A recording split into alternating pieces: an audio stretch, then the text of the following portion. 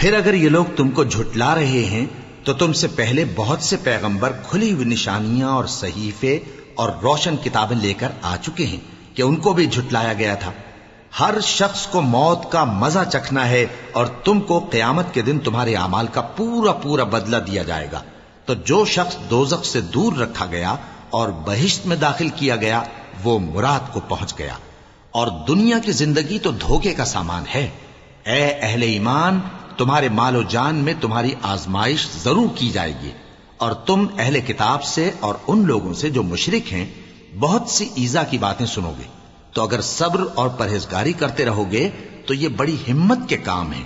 اور جب اللہ نے ان لوگوں سے جن کو کتاب عنایت کی گئی تھی اقرار لیا کہ اس میں جو کچھ لکھا ہے اسے لوگوں سے صاف صاف بیان کرتے رہنا اور اس کی کسی بات کو نہ چھپانا، تو انہوں نے اس کو پس پشت پھینک دیا اور اس کے بدلے تھوڑی سی قیمت حاصل کی۔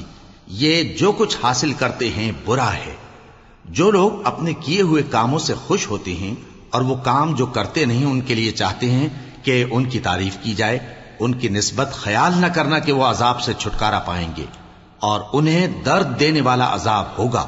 اور آسمانوں اور زمین کی بادشاہی اللہ ہی کو ہے، اور اللہ ہر چیز پر قادر ہے۔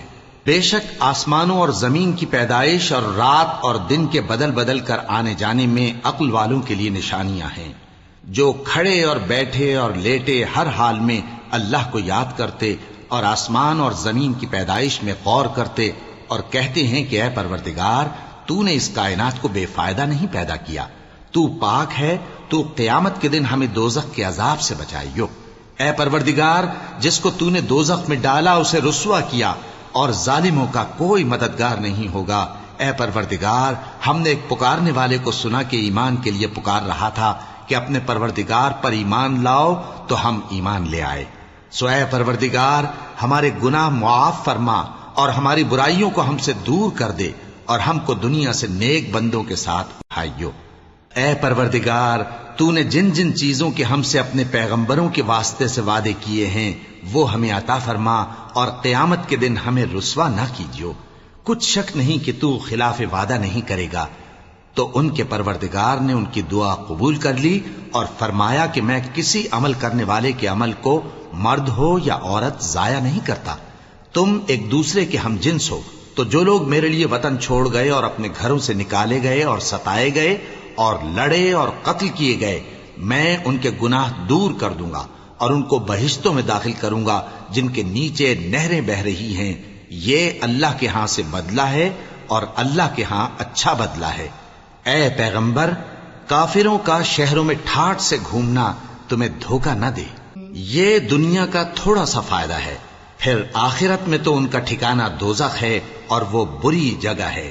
لیکن جو لوگ اپنے پروردگار سے ڈرتے رہے ان کے لیے باغ ہیں جن کے نیچے نہریں بہ رہی ہیں، اور وہ ان میں ہمیشہ رہیں گے۔ یہ اللہ کے ہاں سے ان کی مہمانی ہے، اور جو کچھ اللہ کے ہاں ہے وہ نیکوکاروں کے لیے بہت اچھا ہے۔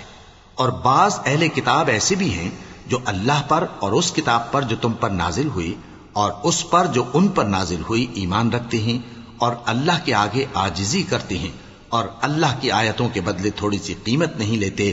یہی لوگ ہیں جن کا صلہ ان کے پروردگار کے ہاں تیار ہے، اور اللہ جلد حساب لینے والا ہے۔ اے اہل ایمان، کفار کے مقابلے میں ثابت قدم رہو اور استقامت رکھو اور مورچوں پر جمے رہو، اور اللہ سے ڈرو تاکہ مراد حاصل کرو۔